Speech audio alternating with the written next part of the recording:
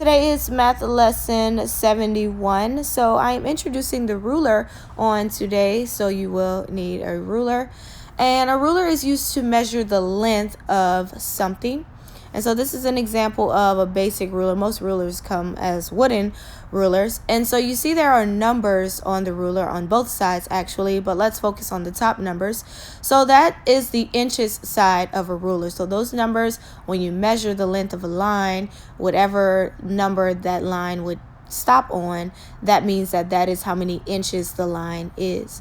So on every ruler there are a total of 12 inches in a ruler. Now on the bottom of the ruler there are also some other numbers. That's the side that's called centimeters, which we will do centimeters eventually as well. But today we are going to really focus on creating line segments with the ruler, because rulers help us to draw straight lines. But eventually we will start to learn how to measure lines, the length of lines, with our ruler. So if you don't have one, you will need to get a ruler. Okay, so this is what a ruler looks like. Remember, there's two sides to a ruler. You have the inches side and the centimeter side. We're only doing inches for now. We will eventually get to centimeters, but you want to make sure that you are on the inches side. In one whole ruler, there are 12 inches. So that's a way for you to remember to make sure you're on the correct side. You'll look at the ruler, and if it says 12 inches at the end, then you're on inches. And some of the rulers actually tell you that it's IN, inch. That's why I have that here. That's the shorter way to say inches, okay?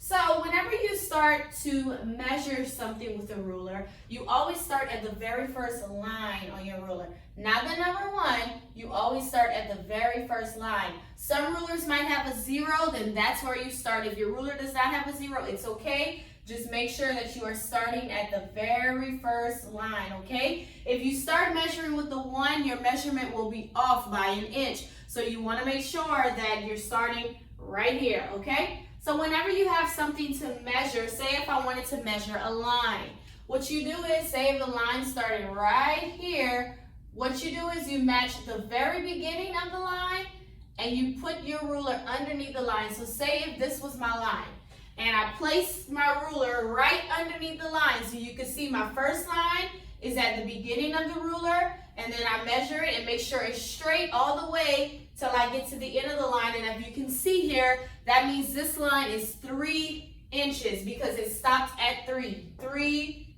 inches, okay? So you want to make sure that you always, the beginning of the line, the very first part of the line matches under the very first line on your ruler, so that you can make sure you get the correct measurement, okay?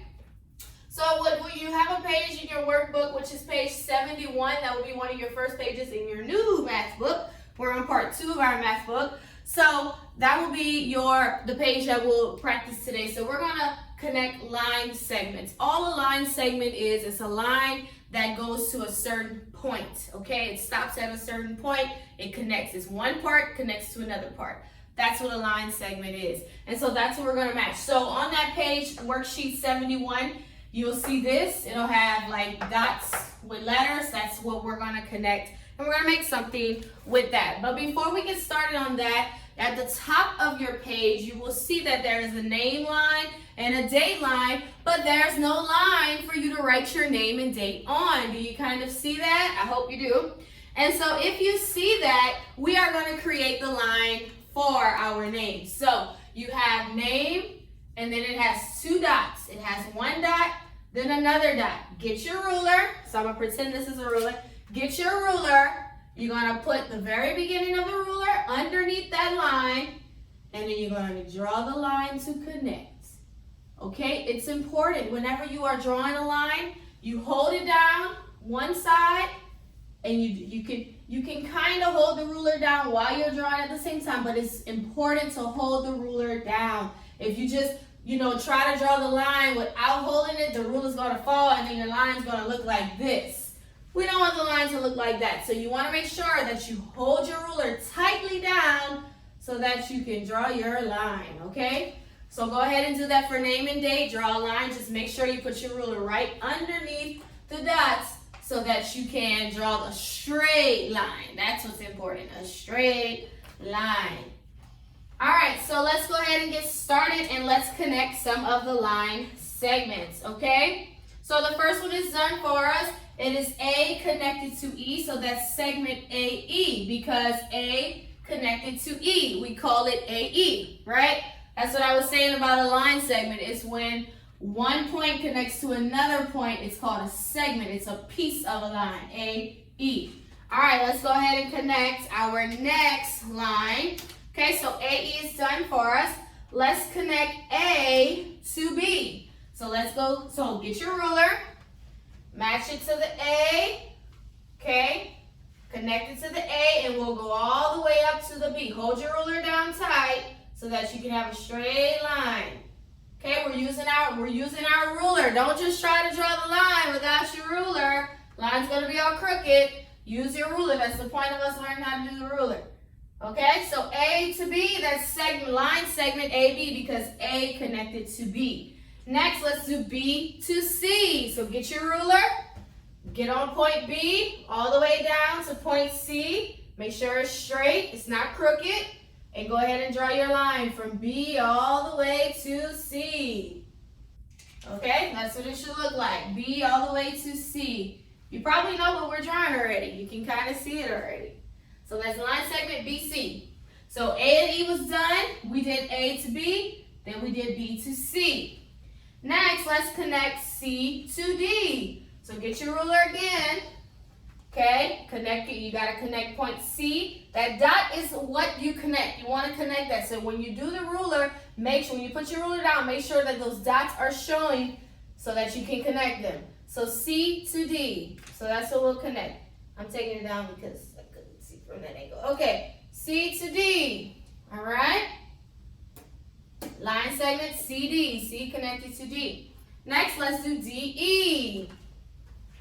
Line segment DE. So again, have your ruler. It's probably the easiest one to draw.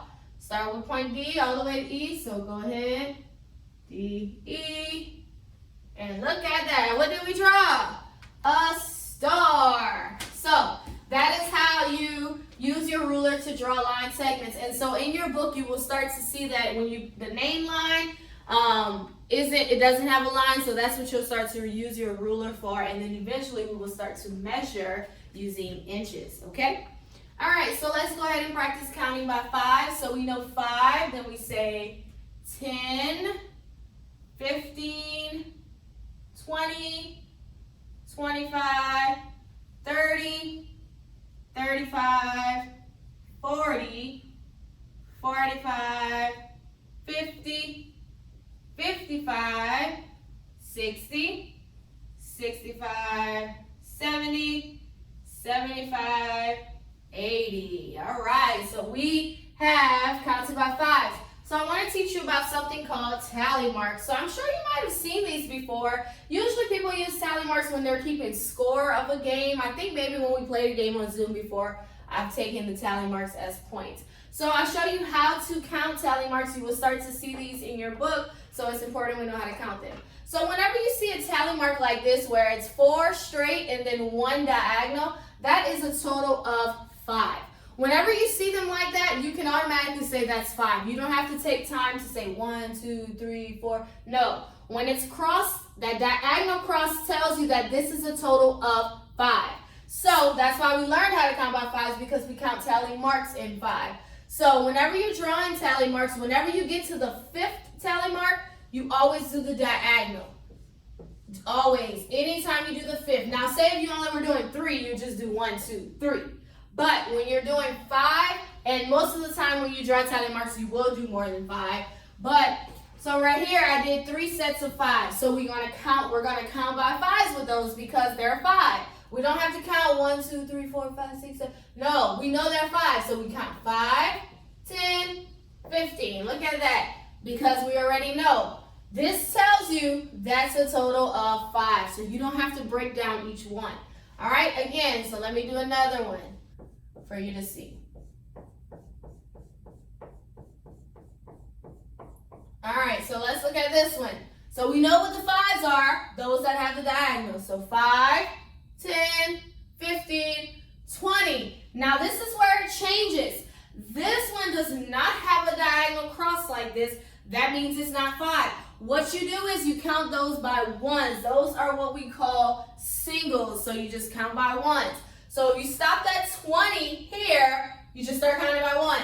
So 21, 22. You only count fives whenever it has the diagonal cross like that. So I don't believe you have tally marks in your book today, but you will have it on tomorrow, which we will practice again. So this is tally marks, okay? And so you use those usually to keep score or count of something. You'll put tally marks. Anytime you get to 5, you put the diagonal line, okay? So that's our math lesson 71 on today. You can do your workbook page.